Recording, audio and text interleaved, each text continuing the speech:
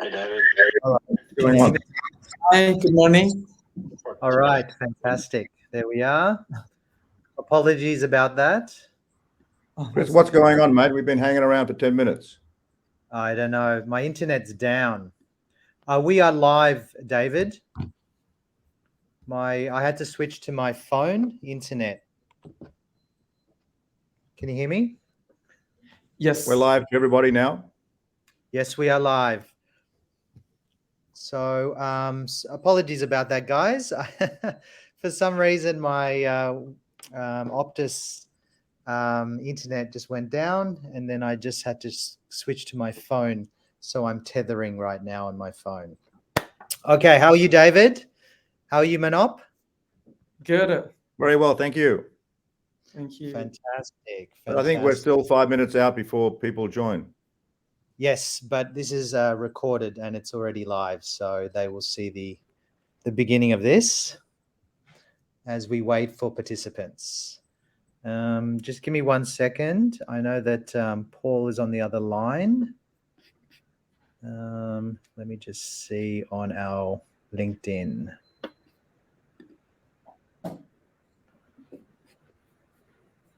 Just to make sure that we have the stream happening on LinkedIn.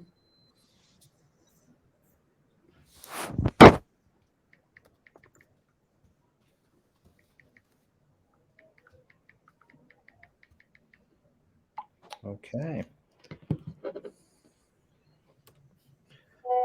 All right. So Paul can see us on LinkedIn. Fantastic. All right. So this is going to be an exciting topic today. I had a chat with Manup earlier, so it's going to be very insightful. And where are you right now, David? I'm in Hong Kong. That's Hong Kong you can see in the background. Amazing. Okay. Always jet setting. How was Saudi? Yeah, Saudi is quite extraordinary. It's going to be one of the fastest growing economies this year, that I've got no doubt.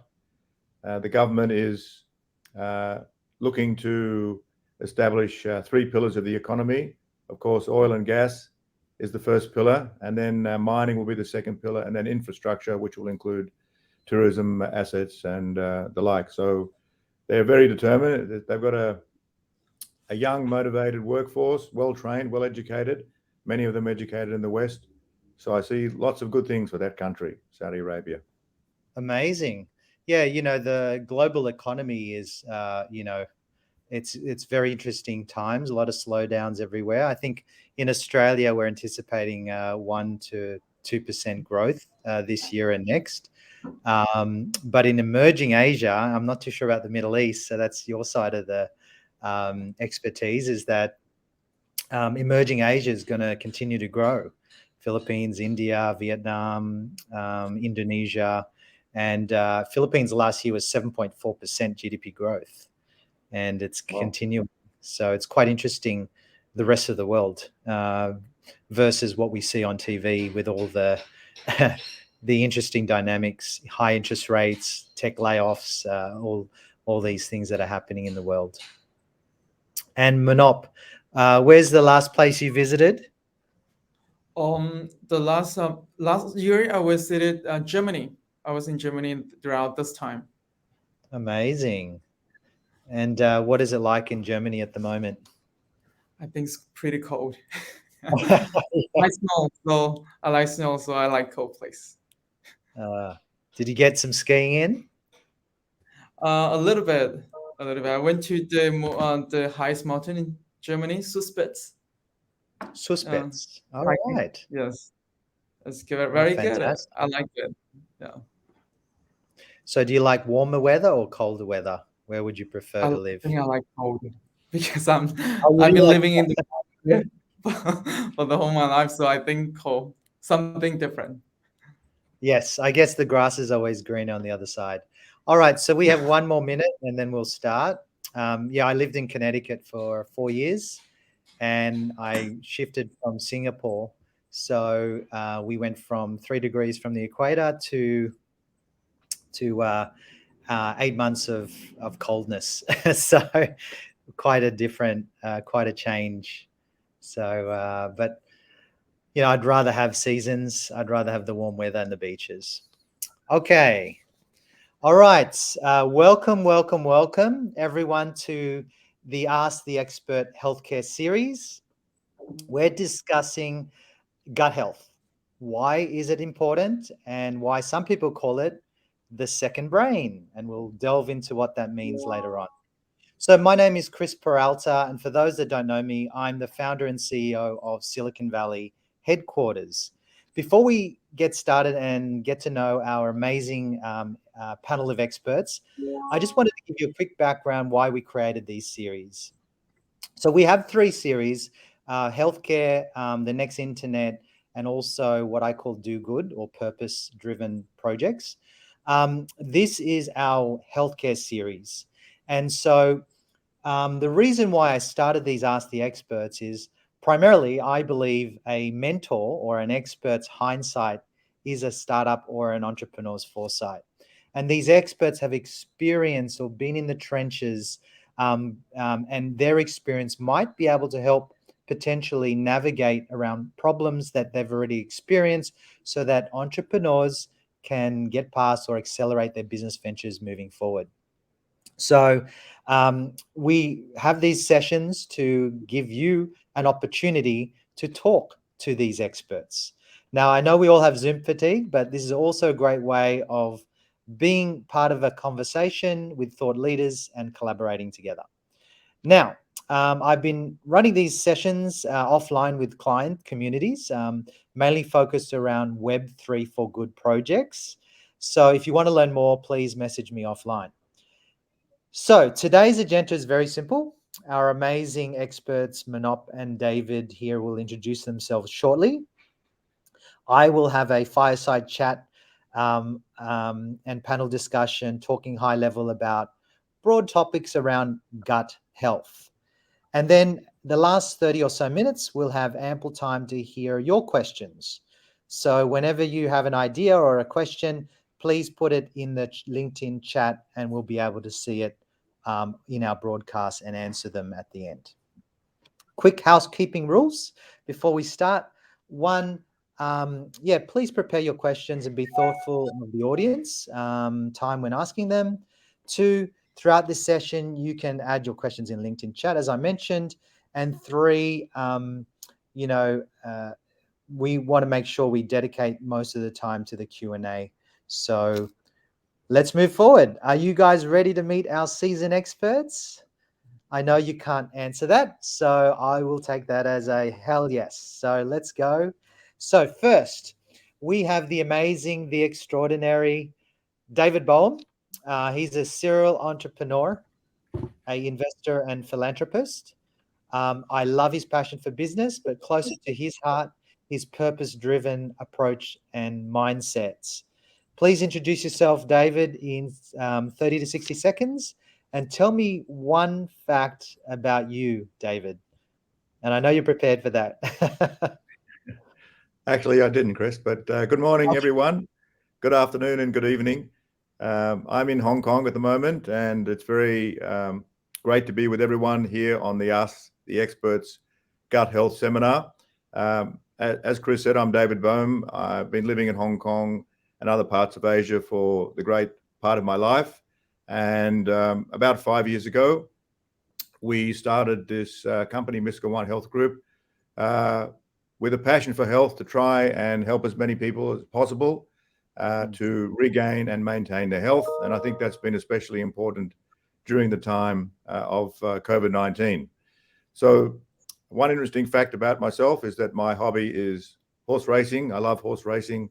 And I have just acquired another horse to race in Hong Kong later this year. Wow. Okay, amazing. How many horses do you have at the moment racing? Just this one horse in Hong Kong. We have other horses in Australia that we breed and sell, but in terms of racing, just the one right now. All right, fantastic. Can we know the horse's name? Dan Attack. Dan Attack. Okay, fantastic. I'd love to watch Dan Attack one day race in Hong Kong. Yeah. Amazing. All right, next we have the expert in gut health and gut laboratory trained in Germany. We were talking about that early. He's a functional medical professional, researcher, and strong interest in regenerative medicine. We had a chat yesterday, and I was fascinated by his deep knowledge of the gut and passion to help people, just like David mentioned as well. Please introduce yourself, Manop, in 60 seconds and tell me one fact about you. Okay, Swadika from Bangkok, Thailand. I'm Dr. Manop Silalat, and I'm Dr. Miss Kwan. I used to be a conventional doctor, but after joining Miss Kwan, I gained more experience and training with Dr. Wesley, our medical director, about functional way, and then look at patient different approach and more integrative way. And one fun fact about me, I love snow. that's Amazing. because in Thailand we don't have snow. So Where you is got lots your- of things that you can have. Where's the most favorite place that you've been skiing or in snow? I think Suspets, Germany. Amazing. Okay, haven't been there yet. Awesome. Yeah, that's good. Well, thank you for that. Now, I always love to just ask some random questions just to get to know our panelists and have fun along the way. David, you're familiar with this, so we'll start with you. Guys, please just answer in one word or one sentence. I just have a few questions, and we'll get to know our experts. So, David, where were you born? Sydney, Australia. All right, awesome place. What's your middle name? Philip, named after the Philippines. Ah, what's your nickname growing up?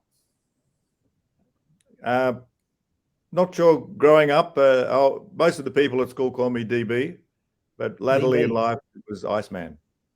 Iceman. Amazing. What would your parents describe you in one word? Quiet. I'm a self-proclaimed foodie. What is your favorite food? Well, it's very hard to say. I love pretty much all cuisine, but as a generality, Asian cuisine. Asian. Okay. And I always ask this question, what is your superpower? My superpower is bringing people together. Amazing. I love that, David. Okay, welcome, David. Okay, Manop, are you ready? Yeah. Where were you born, Manop? Chiang Rai, Thailand, the northern part of Thailand. What is your middle name? I don't have a middle name, but I don't have, because the Thai we don't have a middle. Usually don't have a middle name. There we go. Okay. What if your friends or your parents describe you in one word, what would it be? Active. Okay. Yeah. Your favorite food? In Thailand, I think one of my favorite foods is mango sticky rice Beautiful. as a dessert. And what is your superpower? My superpower, I think, energetic. Energy, very. That's almost active. I think that's always a complaint from other people. They're too active. Okay. And last one, I'm just throwing this one in since both David and I are from Australia. Say "G'day, mate" in an Australian accent. Howdy. Okay. We'll keep it at that. All right.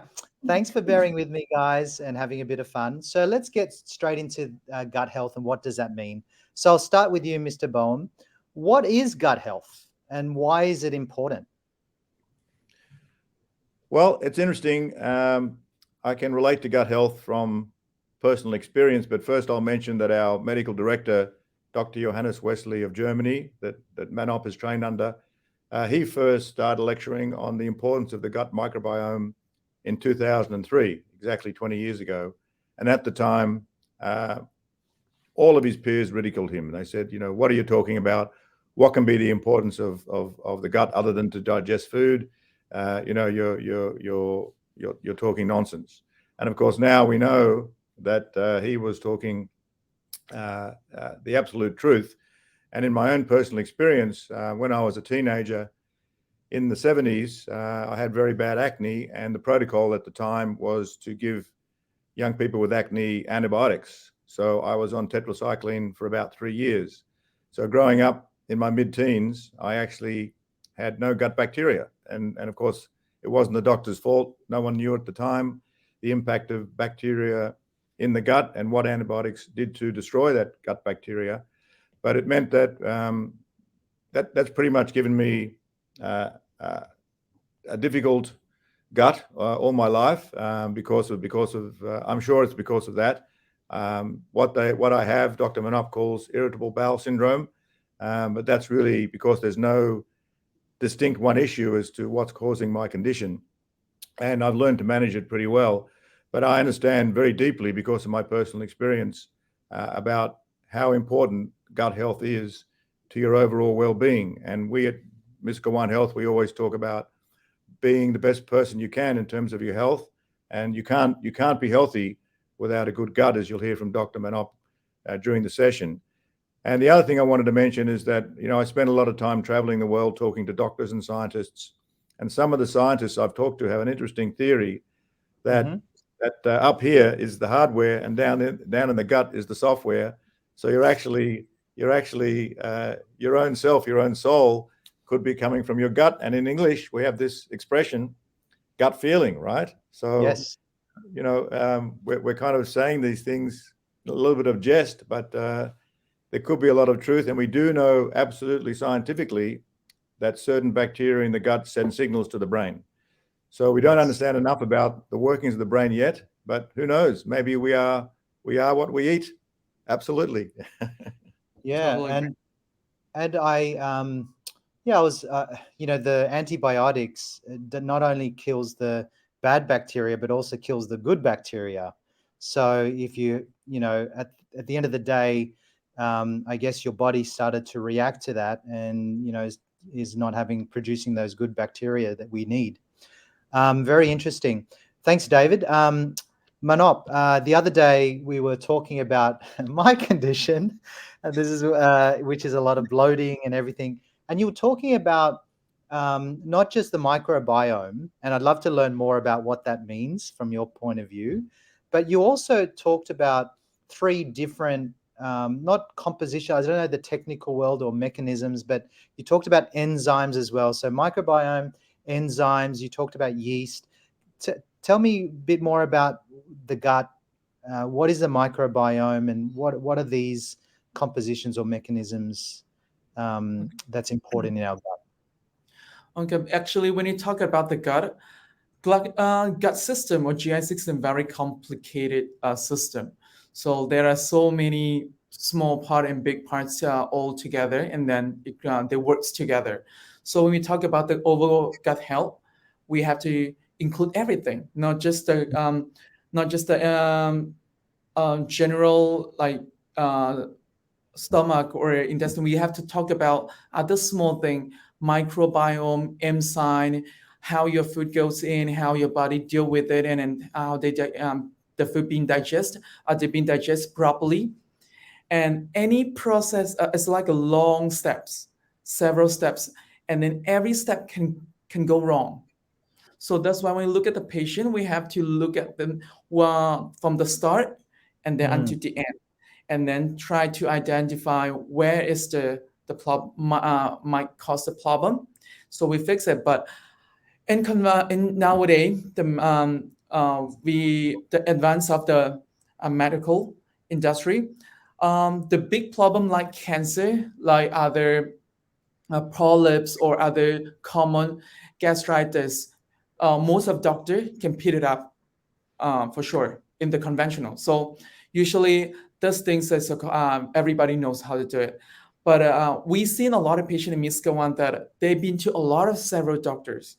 They've been to endoscopy, but nothing serious, but they still have the symptoms. When they go to the doctor may think, oh, there's nothing wrong with you. It's just a small thing. But some of the symptoms affect their daily activity. So that's a lot of people come to us. So Miska One So we look at more other things like MSI level and microbiome. And microbiome that we're talking about is not just a bacteria. Actually, we have more. We have some good yeast, other virus. They all classify as a microbiome too. So in our gut is a big environment, and a lot of people will say we are basically not a human being. We look at genetic aspects. We have more bacteria than human. We have more genes in bacteria genes more than human genes. Maybe some people would say 10 times or 100 times. Yeah.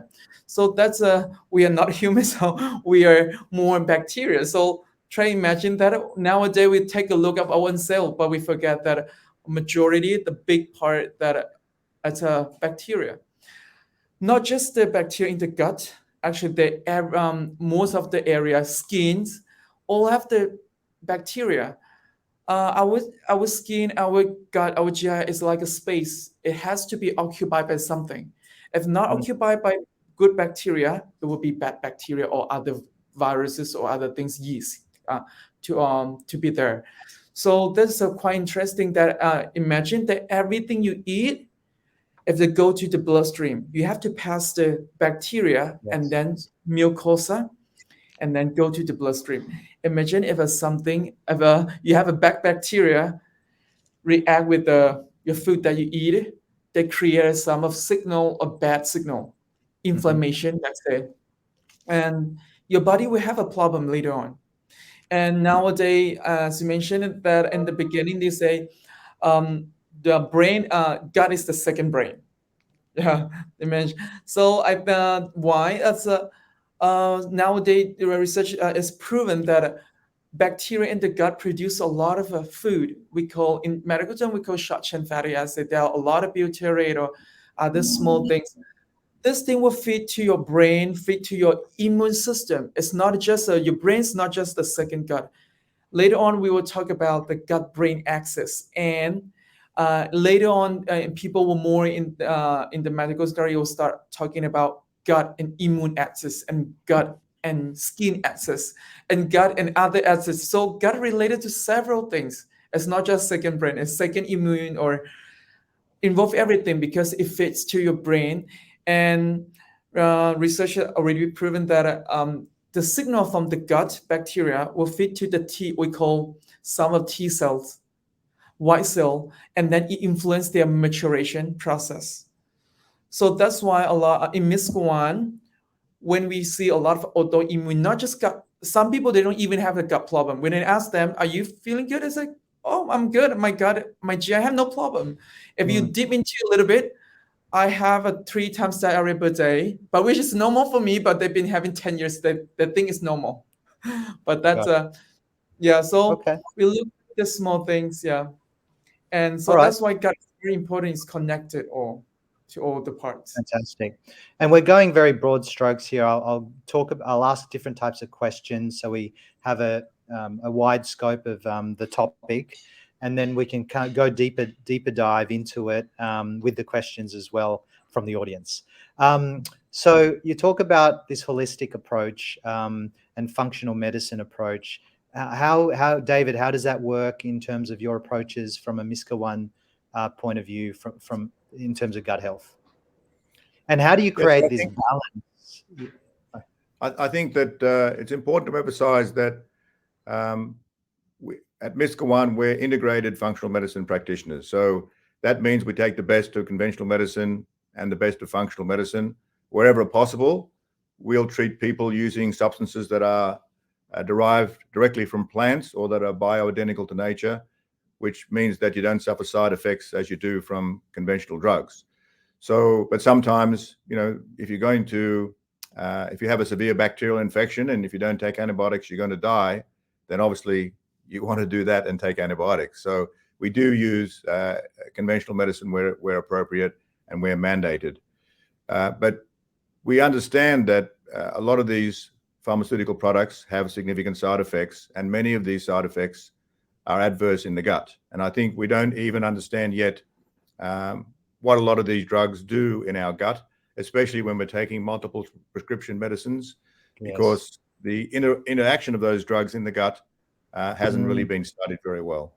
So we just have to be cautious. So at MISCA One, we try and encourage people to medically avoid chemical drugs wherever possible. But as I say, when needed, we do use them. But I think that interestingly, you might be saying, well, I'm going to go to the doctor and the doctor's going to help me with my health. But most functional medicine practitioners say to their patients that, look, what I can do is probably 10, 15, 20% of your overall health, whereas what you do is like 80% of your health. And I think that, as I mentioned before, you are what you eat.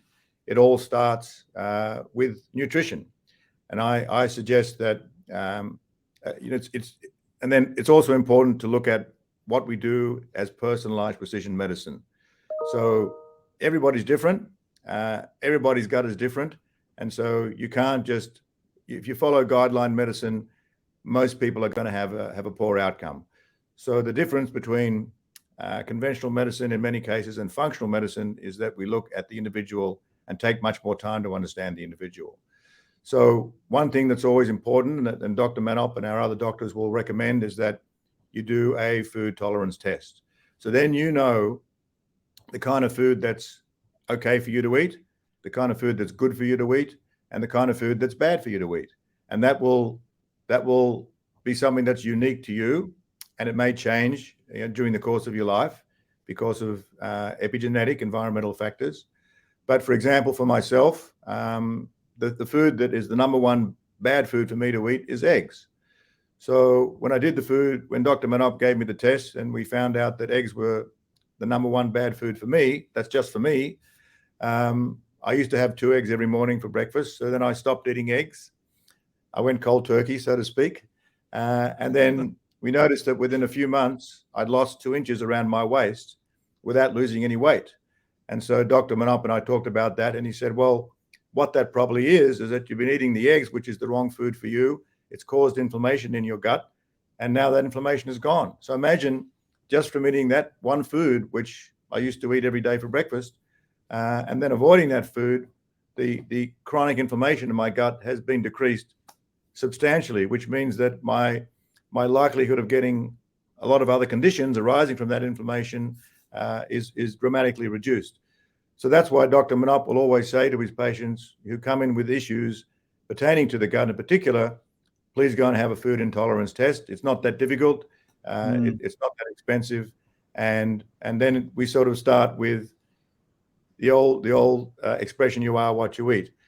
What I want to also say quickly is that the oral cavity, the mouth, is critically important with our health because everything to do with our gut starts there. So everything you consume, be it liquids or food, will start in your gut. And we're now learning a lot about how the oral cavity is quite finely balanced as well. There's a nice balance of bacteria, viruses, and fungi in your mouth. But when you do something to upset that balance, which could be something as simple as brushing your teeth with the wrong toothpaste, then you're taking in food at a time when your oral cavity is not working at its optimum. And the oral cavity, we know, starts sending signals down to the gut as soon as we start to consume something. So everything starts, I think, in the mouth, in the oral cavity. And Dr. Manop has told me that over 80% of the human diseases basically start with something going wrong in the oral cavity. So when we think about the gut, we've got to think about the mouth as well. And one thing I found in my research is that medical doctors don't spend much time learning about the oral cavity. And that's a pity because it's so much of an important factor in overall health. So we now have functional dentists who are based in Germany. We're looking to have these dentists work with our doctors and our medical team to train them about the importance of the oral cavity and how the oral cavity impacts health. And if we have time, I'll use a specific example later in the show. Thanks, David. Just a quick question. So when you talk about food intolerance test, how do we do that? And these days I'm hearing more about home tests. Is this something that can be done remotely? How does it work? I'll let Dr. Manop respond because he's the expert doing the test, but I don't think you can do it at home. The food intolerance, we need your blood. Unless you're a nurse or you're a doctor, yes, you can draw your own blood at home and then send it to us. But usually the food intolerance is something that very important. And then this one, it's a very specific test. We tested each type of food that react to your body and create some antibody. It's like a vaccine, not a vaccine. When you have a vaccine, you have some bacteria particle or virus particle. Your body try to react with the foreign body. So food intolerant test actually tests any food that you eat, your body sees it as a foreign thing. So your body start attacking the food, even it's an egg, that common food, but your body doesn't see it as a good thing. So they start creating some antibody against those things. So it creates a lot of inflammation. So when you stop eating it 3 or 6 months, the antibody will slowly disappear and then inflammation slowly subside. So, and this inflammation will create a lot of problem, acne, and other things. So autoimmune disease, all of the autoimmune. So in MISCA-1, when we look at the autoimmune patient, we start from the gut, food intolerant tests, enzyme, and other microbiome. But another one that you probably mess up with the microbiome test and food intolerant test. Yes, microbiome, you can done at home. Put in a test kit and then send it, and then you get a result. The microbiome test. Got it. And another question, Manop. I eat 2 eggs a day, and I'm not saying I actually have gut problems, which I need to figure out. So it's great to meet you, Manop. But I was reading up about back then that and I'm going to mispronounce it, but tryptophan. It's when you have, it produces, coming from eggs, turkey, etc. It produces molecules like serotonin and melatonin in the body, makes you happy and makes you sleep and blah blah blah. So how do you? Well, I guess you have to have the test to figure out whether your body needs. Got it. Because that's my parents as well eat eggs every day. A lot of people think it's actually good to have 2 eggs a day. So I guess you have to have the intolerance test to see whether that is a particular food group or food that you shouldn't be having because it's producing certain things in your gut. Okay. Got it. Another thing is, because I don't know our audience, that do they know the food intolerance and food allergy is a 2 different things. Food allergy, when you have allergy, you have a difficult breathing, anaphylactic response, and then that's a food allergy. But food intolerance, we look at food allergy, we look at IgGe in medical testing, but food intolerant, we look at IgG, whether it's IgG3 or 4 or total. So those things, the symptom will be slightly different. Some of symptoms from food intolerant will delay, maybe not right away, maybe 1 day later, several hours later, and then create some skin problem or a gut not feeling good. And then, all of these things we call food intolerance. Got it. Yeah, when I was living in Singapore, I used to get a lot of rosacea on my face as well, and I get it around. So, and I know it's from the food and the heat and everything. But is it a mix of things as well, like stress and the food you eat and everything like that? What's your take on that? Yes, I think stress as gut and brain is connected. And then, so when you stress, you send some signal to your gut. And then when you eat bad food, your gut sends some bad signal to your brain. So they're connected. So the brain, when you stress, your gut, you can see that when you're excited, your gut not working. Your gut's not working. So you're not feeling, when you play in basketball, you won't feel hungry. But when you stop playing basketball, you feel hungry. So this is a para and sympathetic system, how they work in gut and brain. They're connected. All right, got it. And we talk about gut health associated with some health issues. David, you mentioned about irritable bowel syndrome, etc. How is it associated with these disorders or diseases, and how it either how it changes the progression of these diseases as well, and how to manage it?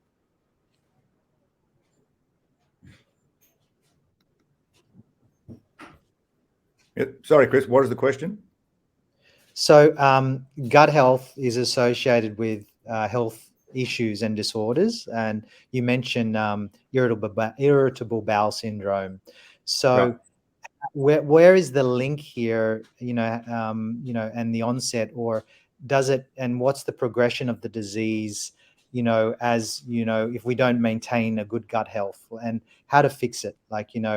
How do you manage it in terms of these types of health issues and disorders?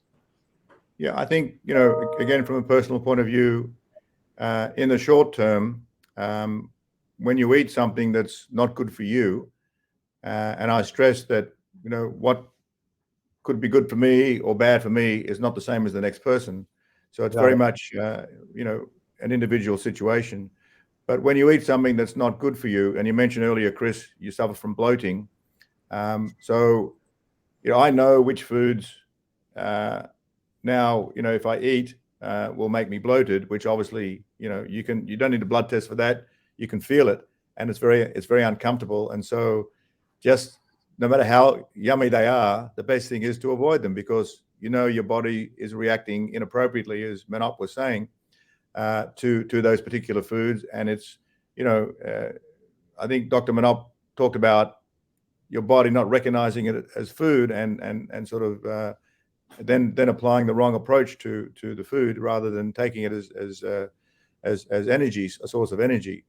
So in the short term, if you're eating something that makes you feel uncomfortable, makes you feel bloated, or even a little bit nauseous, then the simple answer is don't eat it, because in the medium and long term, as Dr. Manop said, this leads to inflammation in the body, and all disease starts with inflammation in the body, and when it becomes chronic, that's when you start to have significant problems. That's when serious disease can occur, quite serious disease like cancer. So it's so important to eat the right food for you, and to keep your gut health, so that you can be the best person you can in terms of being a healthy human being. So I don't think that anyone is going to be healthy if they don't have the right nutrition for them. And I think a lot of it is fairly obvious. We know the things that, generally speaking, are bad for us as humans. Even though Dr. Manop said we're more bacteria than humans, that's actually true. But let's call ourselves humans for the purpose of this exercise. The things that obviously are best avoided are number one, sugar. Sugar is more addictive than heroin, and there's so many foods now, especially processed food, that have ridiculous quantities of sugar in them. So you're consuming this product, and you're consuming all this sugar, and then sugar triggers all sorts of bad responses in our body. So it's very hard to stop, because sugar's addictive, as I mentioned, and we like it, right? We train ourselves that it tastes good. But if we can avoid sugar, if we can, for the most part, avoid processed food, and in this modern world, you can't avoid it entirely, but for the most part, if you can get your nutrition from healthy food that you've prepared yourself, or your family has prepared for you, I think that's a great start. But the simple answer to your question, Chris, is if it makes you feel uncomfortable, and bloating is a very common side effect of eating the wrong food, don't do it. Don't eat it. Yeah, no. In the last 3 months, I've been off sugar, and we've been very busy because the kids are playing sport. And it does actually, I found that after in the afternoons after lunch, I actually have more energy, and I also haven't had a sleep in for a long time because of the school sport. and rep sports. So I'm able to get up in the morning at 6 a.m. every day. So I think, yeah, definitely it helps me. But I think also the gut has been associated, like gut health has also been associated with other problems, not just these autoimmune disorders, but even mental health issues such as depression and anxiety. Is there any correlations between certain foods again? Like, is there a silver bullet so that, that you guys recommend? Or again, you need to take the tests. We need to assess your diet, your lifestyle, everything around it. It's a holistic approach. Yeah, I would say that first, get each. We don't when, for example, depression you mentioned. There are several factors. We don't pinpoint that one single factor. It's our body works together. So when we look at the things, we have to look at what can go wrong. Maybe some of neurotransmitter that we fix the gut, and since you mentioned the tryptophan and becomes serotonin, 90% of serotonin produced by the gut and send it to the brain. So if your gut is not enough serotonin, how come your brain have this neurotransmitter that give you happiness? So we look at several things. Another one is inflammation, and sometimes it's your life event, not just a gut. Maybe some, for example, you might get depression after someone died. But so that's why in medical, the shot after someone close to you die, in the short term, we don't diagnose you as depression, but you will feel depressed, but not depression. We don't give you drugs because we think that's something reasonable and then logical to have that. And other event that you have probably in your life, not just a gut, or maybe the sun, vitamin D, and other things all is a contributing factors. So we look at several as a whole, not just look at the gut alone or look at your brain alone. We look at all, it's all connected. Yeah. Got it. And David, how is MISCA One approaching gut health today and in the future? Is there any maintenance programs or healthy tips that you provide on top of what Manop has mentioned? No, definitely, because gut health is so critical to your overall well-being. Dr. Manop and our other doctors, when they see a new patient for the first time, will ask a lot of questions about their lifestyle. We have our genetic makeup, which is fixed. That's what we're born with. But then we have our epigenetics, which is everything else. So that's how we live our life, the environment we live in, and of course very much the food and drink that we consume. So from the very first day you come and as a patient to MISCA One Health, we're tracking the kind of things that you eat and how it impacts on your health. And we're not ever going to say you can't do this or you can't do that, because it's up to you. But our doctors, Dr. Manop and our other doctors, will recommend you should try and avoid these kinds of foods, because if you do, your overall health will improve. And I think that, as I said, it's probably 20% the doctor and 80% the patient, because unfortunately there is no silver bullet.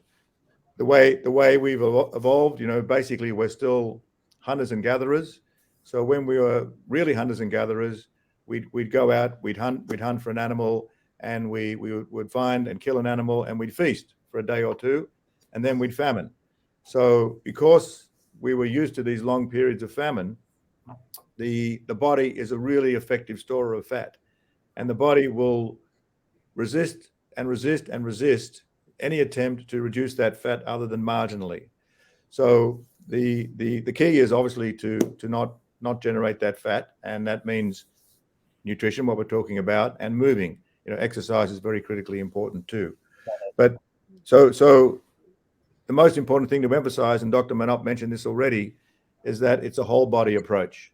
Yep. When you go to a conventional medicine practitioner, in most cases, the system is developed that you get a pill for a symptom. The doctor doesn't have much time for you, maybe 7 or 8 minutes, and you say, what's wrong? And you say, okay, you've got this, and then he'll have a look at his computer, and there'll be a drug that will be applicable to that particular symptom. It doesn't do anything to help the underlying condition, which could have a lot to do with nutrition, but it treats the symptom and you feel better temporarily.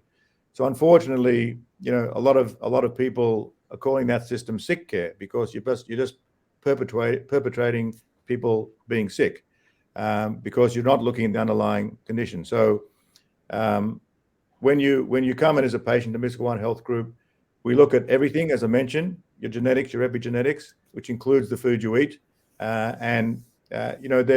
people are always looking for a magic bullet, and there's a relatively new drug out which is referred to as GLP-1, and it's a weight loss injection that apparently it's quite effective. It helps you to feel more full more quickly, and it helps to reduce your appetite.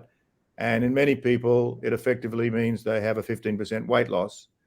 So now this is becoming quite common, especially in the US. It's not cheap. It costs you over $1,000 a month, and you have an injection every month.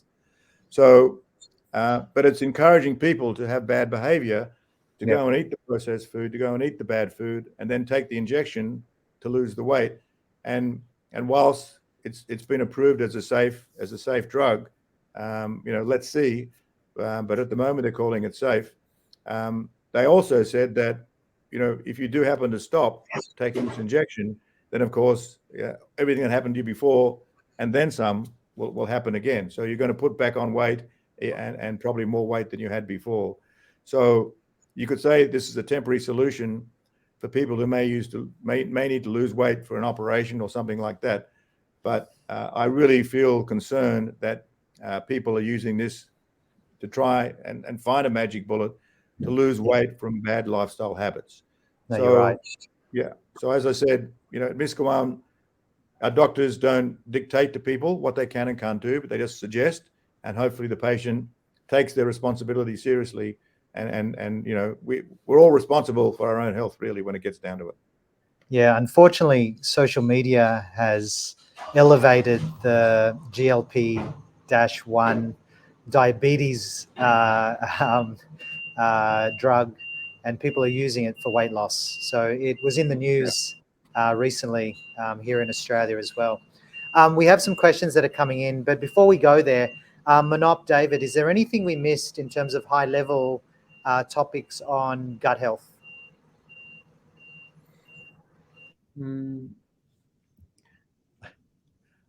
I think we'll cover it. Okay, We'll mention later. I have plenty of questions, so let's go to the audience. We have a few questions coming in, so please, guys, if you have any questions, just add it to the chat as well.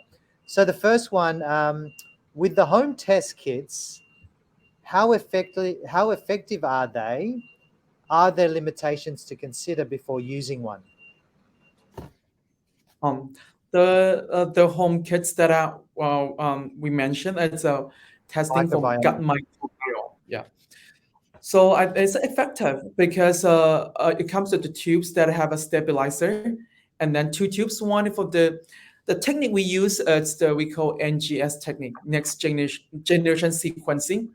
It's the technique in the conventional we use to identify bacteria by staining it, look at the shape, the color, and then try to guess what it is. Oh, this is a bacteria A or bacteria B, and then look at the properties and then try to identify what specific bacteria. But NGS technique look at the genome bacteria. So genome bacteria and match to the database, and then can specifically and accurately identify what are the bacteria, good and bad bacteria in your gut. And because even bacteria die, their DNA is still there. So that's okay. I think very effective. I will not give you a wrong result. And in Miska One, it depends on each laboratory. But in Miska One, the one we cooperate with the German lab, we're not just testing, as I told you, it's not just gut microbiome alone. We're testing the gut microbiome, inflammation marker of your gut, sunulin leaky gut, and then we test all the parasitic infection, and using the PCR technique, not the staining technique, and another one MSign. So we test all of these things together in one test kit. Got it. And is this where we're moving, like technology, these type of home test kits that are able to test these different biomarkers and other things for different conditions? Is this where we're moving in the future? This technology is Uh, getting accessible, yes, so that we can remotely assess yes, ourselves? yes, I think so.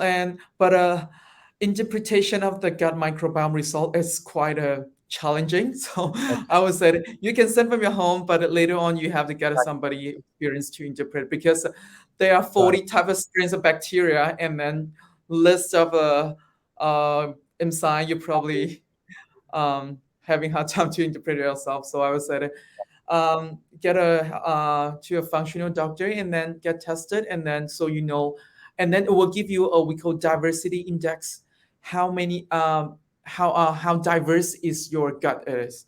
So even in bacteria, we not focus on single bacteria, we focus on a group and then a lot of bacteria. Got it. And yeah, and nowadays research even dip into more detail that we used to study about gut bacteria in our own body, how they react together. But now people are more interested how bacteria just cross over talk with each other.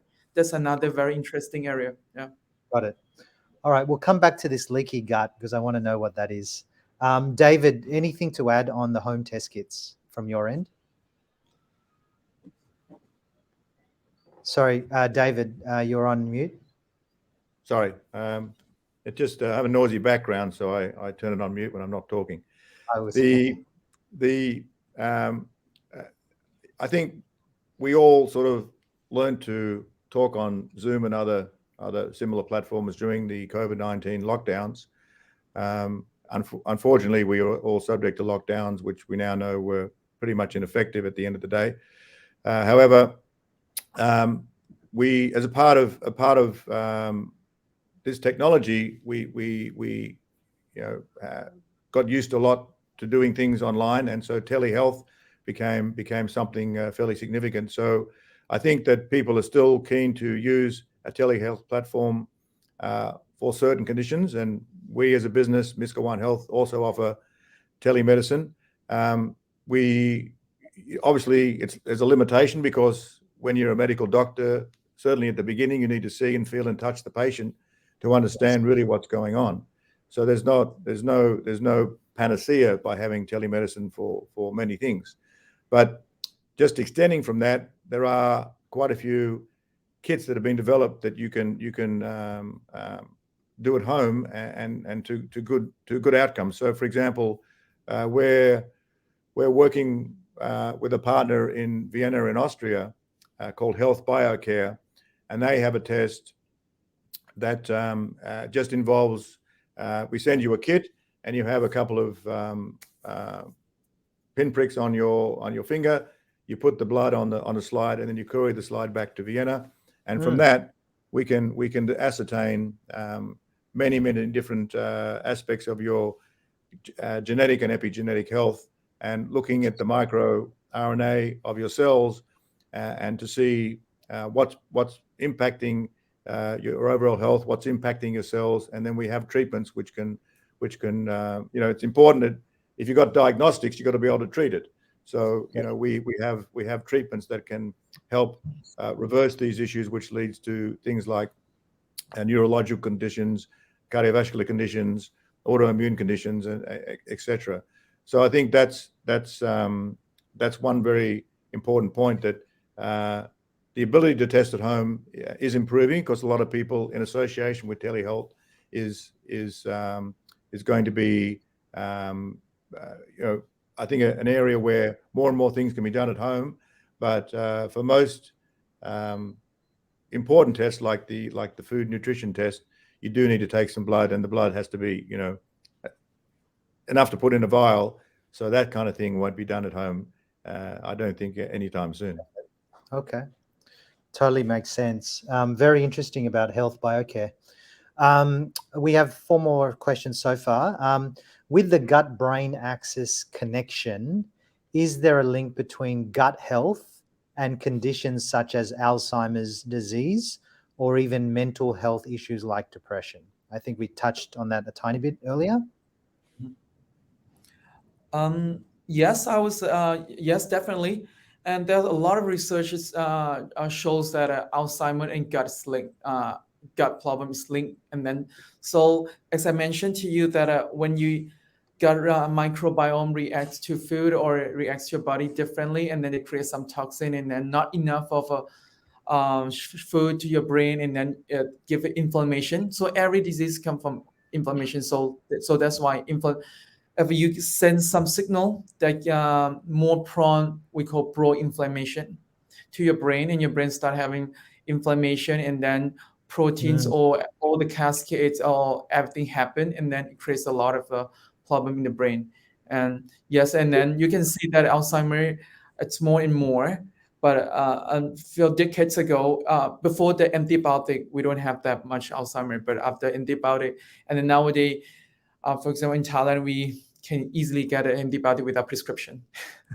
So yeah, so I said, and depression and mental health, all as I mentioned, tryptophan, and then later on they become a serotonin. If you have good microbiome in your gut, and then it produce a serotonin and send to your brain. So, and one of the drug that doctor give to depression patient with depression, it's a SSRI, specific serotonin, selective serotonin inhibitor. Those things are it's they trying to make the serotonin more in your brain. So that's why it's all linked gut and brain. Yeah.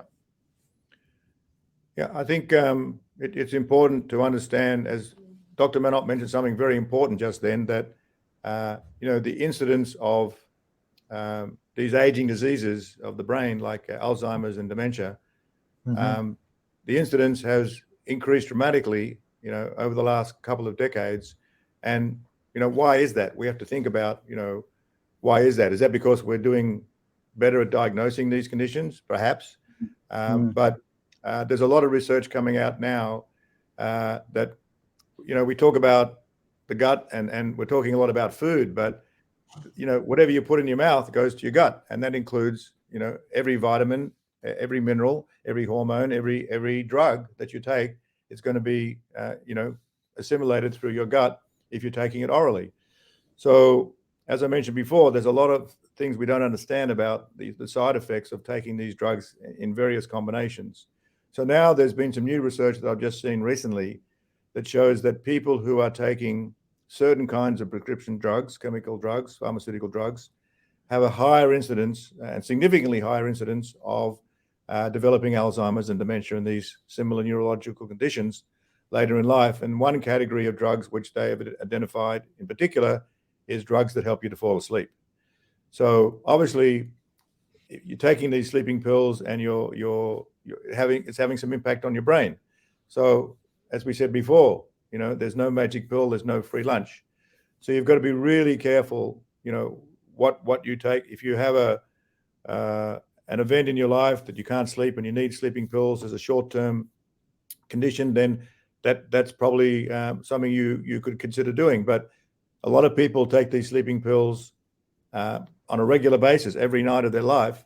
And I think that this is one thing that's now research is now showing is causing these neurological complications later in life. I think also, as Dr. Manop mentioned, the way these antidepressant drugs work, they're also working on your brain. So, and the incidence of prescriptions of these kinds of drugs has exploded in recent years because, we're sort of training society to take a pill for an ill, right? The pharmaceutical company has done very well in that, or the industry, and done very well in conditioning us to that. But there is no magic bullet. So when it comes to depression, Dr. Wesley always says, if you want to be depressed, take an antidepressant. And I think there's a lot of truth in that. The research of the industry, the pharmaceutical industry themselves, shows that about 30% of people actually get a benefit from antidepressants. So that's not such a high amount of people. Only 1 in 3.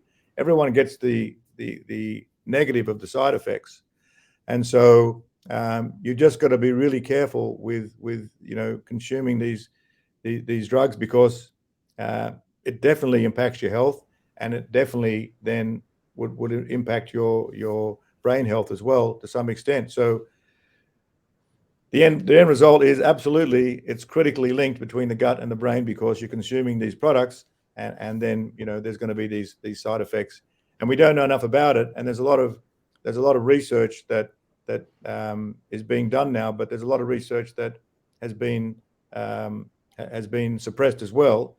I'm sorry, I'm a bit skeptical about the ultimate aim of the pharmaceutical industry, because there was a recent podcast on The Economist, and an editor of a very well-respected scientific journal said that up to about a third of all the scientific papers that were submitted to his journal was based on some level of fraud.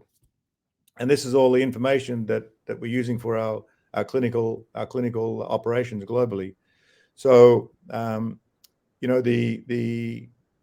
it all gets back to yourself again.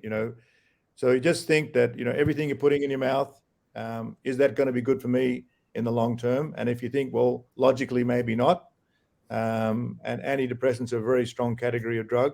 Got it. And again, for short-term conditions, definitely people get benefit.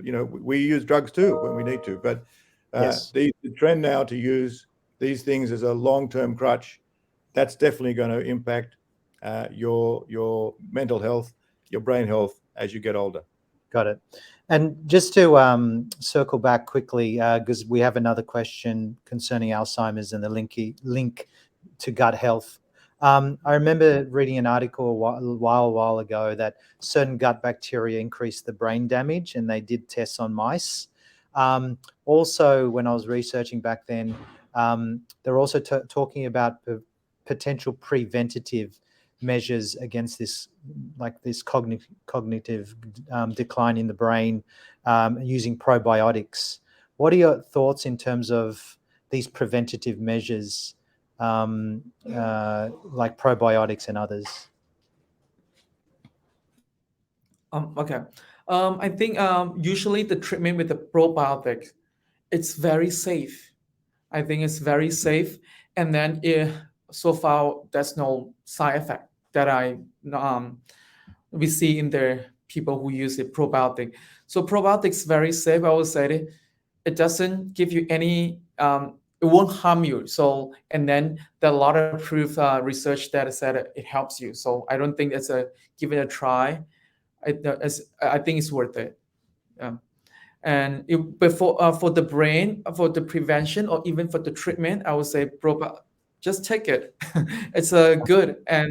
But if you want to know it, another one we have to pay attention. It's if you have a specific condition, and then your condition, check, make sure and check with your doctor first. Otherwise, after that, you said, "Oh, I'm taking probiotic, but I'm not feeling better," because maybe it's not. There's several, as I mentioned, it's not just one problem.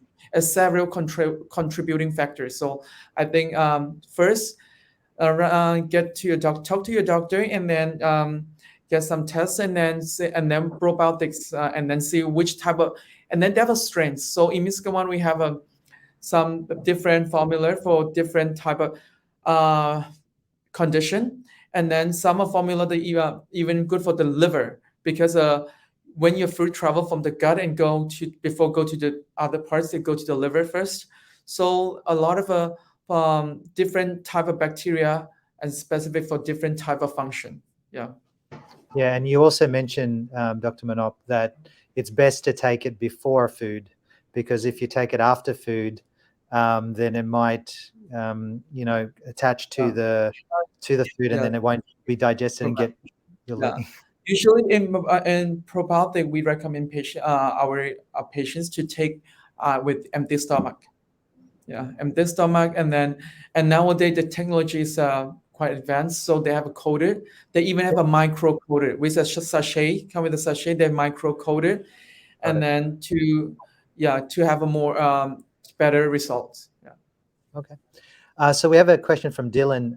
Earlier on, it was mentioned the impacts of antibiotics on gut health. David, do you have any information / research around colloidal silver or colloidal copper as an antibiotic alternative, looking toward minimizing the impact of treatment on gut health?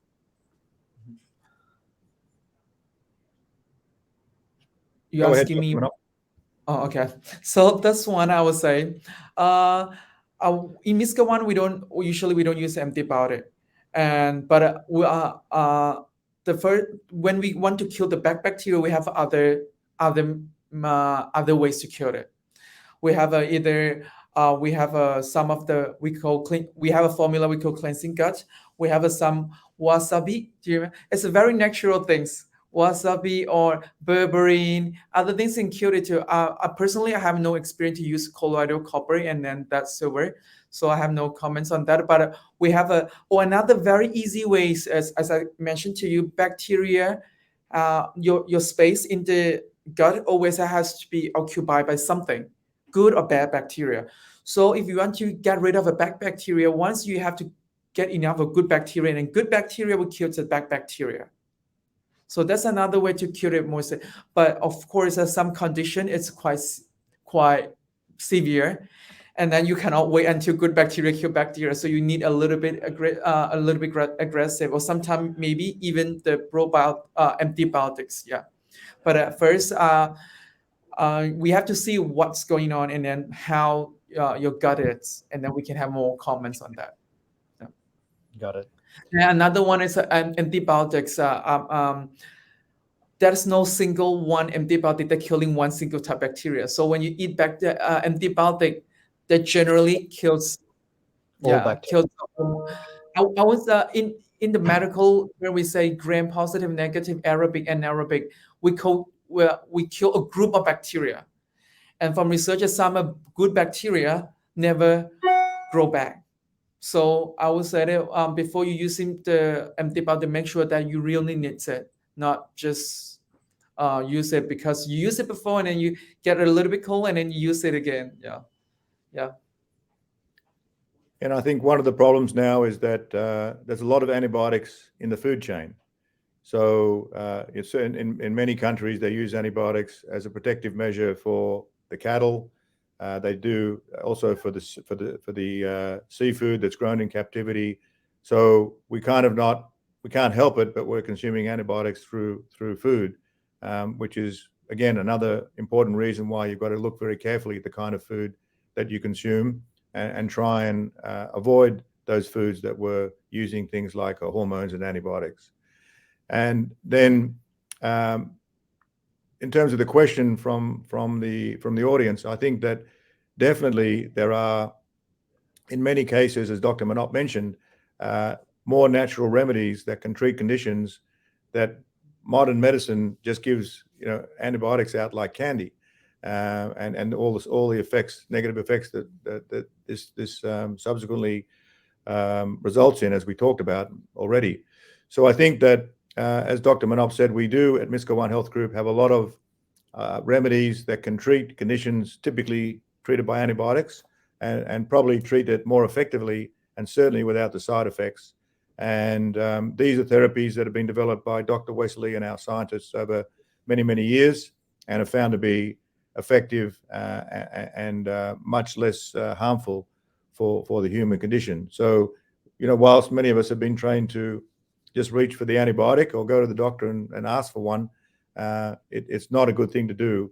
And so I think the member of the audience that asked that question is spot on. I also don't know, especially about colloidal silver or copper, but we do have products that certainly help. And, one of the reasons we set up in Thailand is that Thailand has a long history of traditional Thai medicine. And there are many Thai herbs that are effective treatments for various conditions that would ordinarily in Western medicine be treated by antibiotics. While you're talking, I was just trying to, because I've never heard of colloidal silver or copper, so I was just researching about it and whether there's any side effects as well. But it seems to be common as well as a mineral for health benefits. So quite interesting. All right, moving along. Kabir asks, can you explain more about intermittent fasting and the benefits to gut health? Okay. a lot of, I think, intermittent fasting. As I told you, that a lot of people have a gut problem, other problem, because they constantly eat too much or process too much processed food. Intermittent fasting reduce less food intake. So even you put bad food, you have a period that has no bad food. So that's a help you to rest your bowel, rest your body, rest. I think that's will help, generally help your gut microbiome exposed to toxin. Oh, by the way, on the food that we eat, we not just look at the food intolerance. We look at as the pesticides and chemical things, that those things can kill the bacteria too. Yeah, even antibiotic can kill bacteria, toxin can kill bacteria, so other things can kill bacteria too. So intermittent fasting reduce the chance of exposed to toxin and other things, which generally will help the gut microbiome and then your gut health too. And but when we talk about and another funny fact is people a lot of some of the bacteria influence our behavior. You will see some people, they are more tend to want to have an intermittent fasting, but some people, they say I'm not interested. Because there's some research that fat mice and then the skinny mice, their gut microbiome composition is totally different, so they can switch and then they change the behavior. Yeah, so I think gut microbiome, we don't know is that gut microbiome influence the behavior or behavior influence gut microbiome. I think both way. Yeah. And yes, I think intermittent fasting and gut health they are definitely have some benefit for your gut. Yes. Yeah, David? it's a great question, and I think that when you asked about is there a sort of like a view from above that we can talk about before we start the questions, this is one thing we should have mentioned, and it's a great question, and thank you for it. And I personally have done a lot of research on intermittent fasting, and I'm absolutely convinced that it's a good thing for humans to do. Again, it goes back to when we are hunters and gatherers, and we haven't evolved that much since then. It wasn't that long ago in evolutionary terms that we were hunters and gatherers. So we are used to going for long periods of time without eating food. And I think that, in modern society, we got into this habit of eating 3 meals a day or more, and we don't need to do it. It's not necessary. So you don't have to not eat for a day. I think a good technique is, for example, when you're at home, try and eat an early meal in the evening, and then try and leave it as long as possible.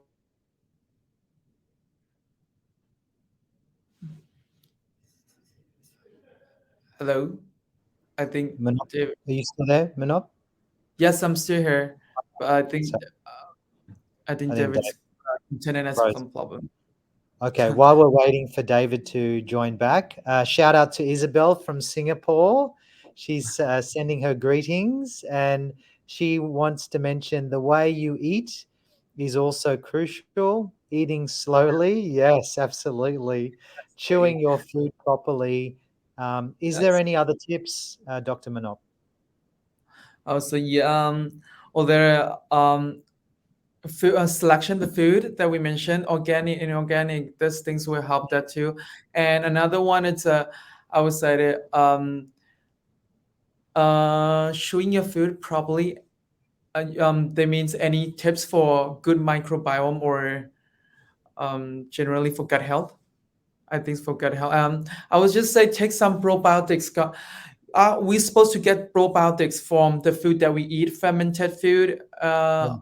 So in agriculture, with some kind of pickles, kombucha, and kimchi, and even some fermented food. And so we all have it in our daily lives, and then every day, little by little. But due to the food industrialization, maybe the kimchi food of the chemicals, not the fermented one, but maybe they just try to make it and test like fermented, and there is no probiotic probably, and then some chemical plus.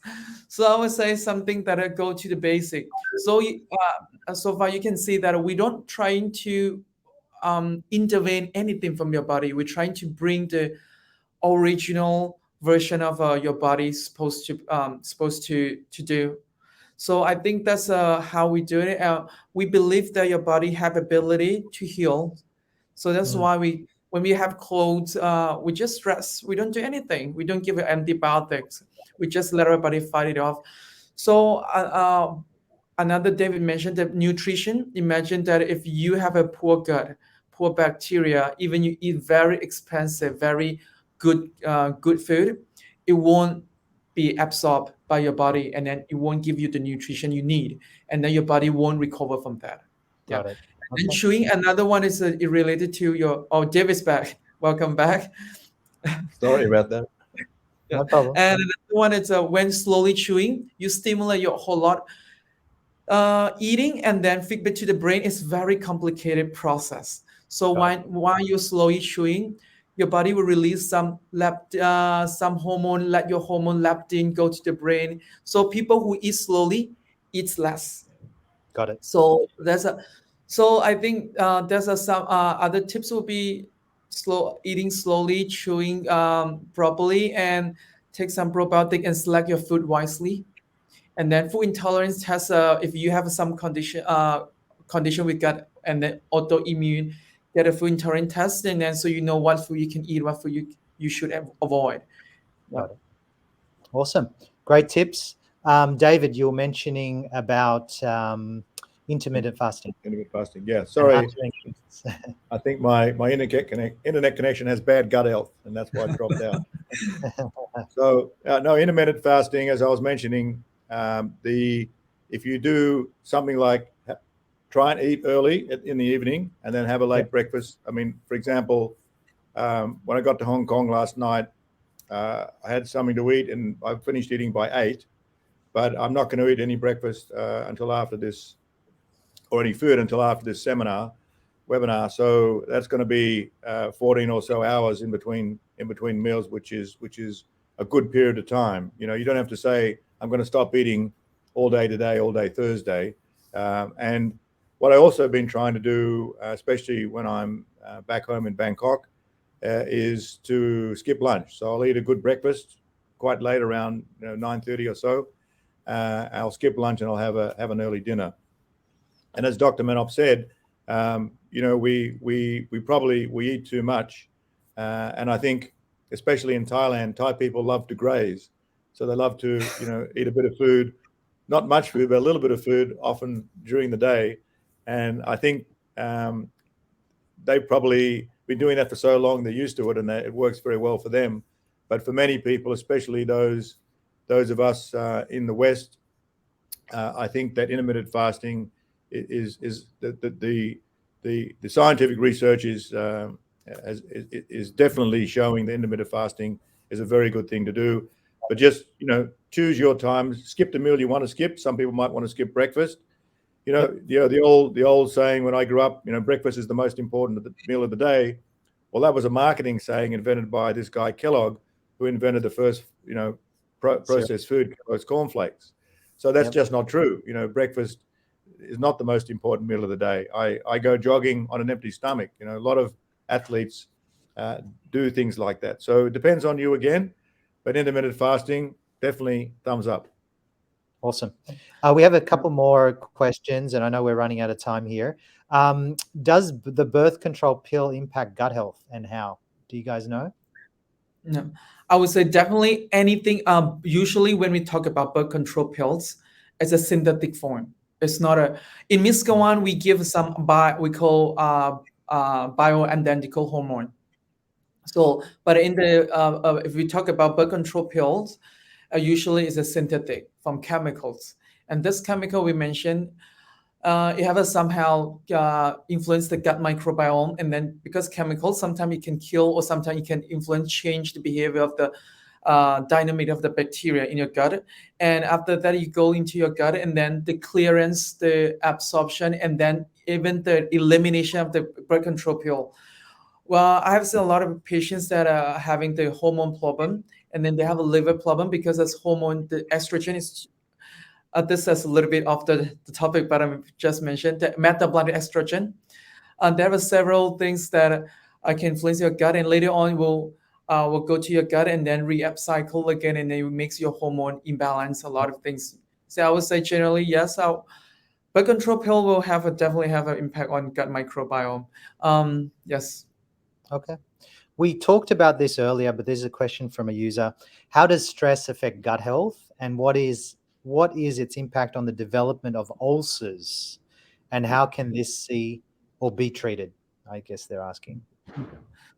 I think this one's to do with gut-brain axis.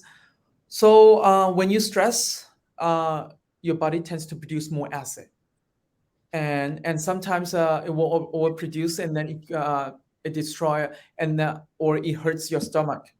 And in some critically ill patients, we observe as a unconventional, if somebody who critically ill, their body in the stress, and then we have to give the we call reduce antacid or PPI that reduce the acid production. Otherwise, we will have a more problem with the gut later on.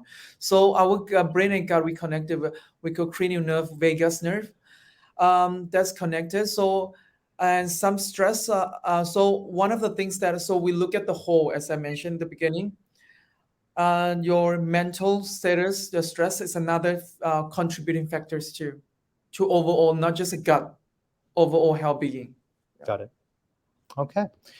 We do have one more question here. But before that, this is our healthcare series, by the way, for the audience out there.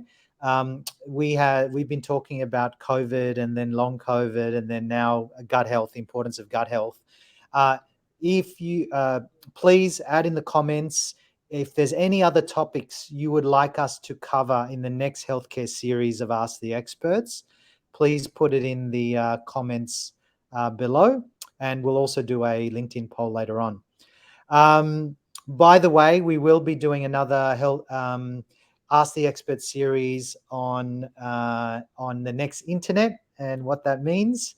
We've got some great announcements to make in the next couple of weeks. So stay tuned for that. Now, David, there's a question here from Dylan. So there's been many references to Miska One Health Group.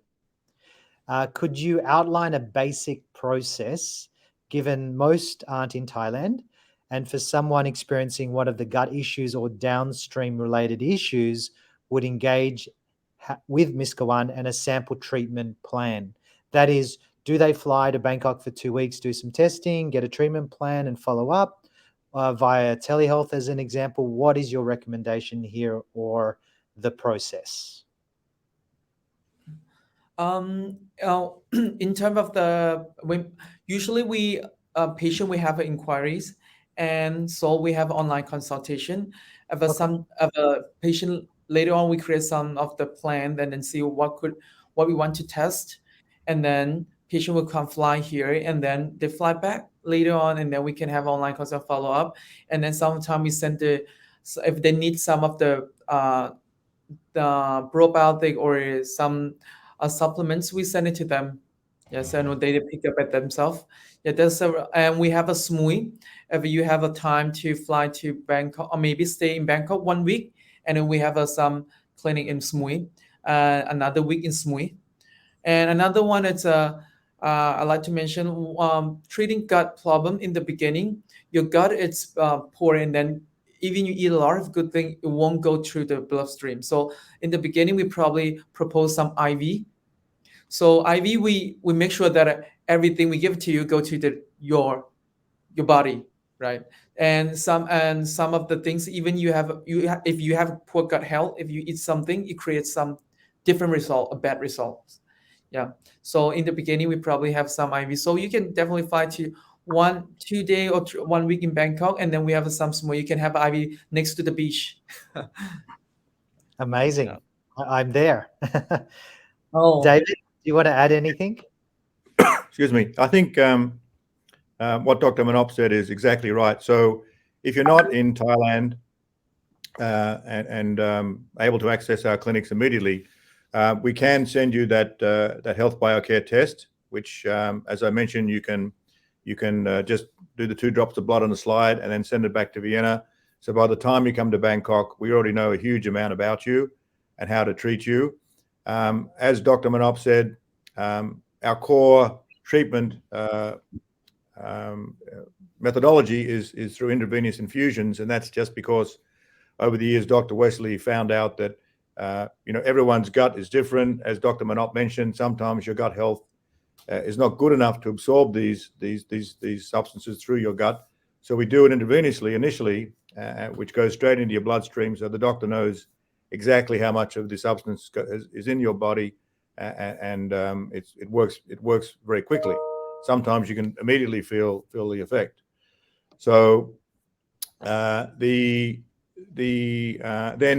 as Dr. Manop mentioned, you can have an online consultation, but our doctors like to see the patient, look at the patient, touch the patient, talk personally one-on-one with the patient. So eventually it will mean that you come and visit us at one of our clinics in Thailand or in Hong Kong, where I am at the moment, or in Germany. We're looking to open up in other countries progressively, including Saudi Arabia this year. But everyone loves coming to Thailand. And so you can come to Thailand and then take your intravenous infusions that are applicable to you. And you can do that, as Dr. Manop said, either in Bangkok or in our Restoration and Rehabilitation Centre on the beautiful island of Koh Samui, right on the beach. Generally speaking, for a healthy person, if you come and see us perhaps once or twice a year, we can then keep your gut health in good order with supplements, as Dr. Manop said, that we give to you or send to you as appropriate. But I can't stress enough that good health starts and ends with the individual. Absolutely. I was going to say, David, any last remarks before we sign off? But I think that was amazing. But is there anything else, David, from your end? Where can they get more information about Miska-One? Is there a call to action here? Yeah, for sure. I mean, they can go to our website, miskaonehealth.com. But I think we're now making regular posts on topics like gut health and many other topics relating to your health. So if they've subscribed to our LinkedIn, our YouTube, our other social media channels, that's the best way to keep involved with Miska-One and to keep coming back to the Ask the Experts webinars. Amazing. And Dr. Manop, any final words to end the session? And where can they get more information from your end? So gut health matters, and a healthy gut equals a healthy you. So take care of your gut, and then for overall health-being, it's very important. And then hope to see you on Miska-One. Amazing. Well, I'm going to give you a round of applause. Thank you very much, guys, for joining. Thank you. We will be doing a survey in terms of the next topics for our Ask the Expert healthcare series. Stay tuned for our next one in a couple of weeks. It'll be around the next generation internet. Hello to Tommaso. He said hello here as well. I'll be knocking on your door as well to invite you to that session, by the way. If you want to learn more information about Silicon Valley headquarters, likewise, social media is most probably the best at Instagram at Silicon Valley HQ, or you can message me directly, chris@siliconvalleyhq.com. And if you have any other questions, by all means, please reach out. Really appreciate your time, guys. Thank you for your insights and your expertise. Thank you. Thank you, everybody. Thank you for attending. We appreciate it. Thank you. Bye-bye. Keep safe.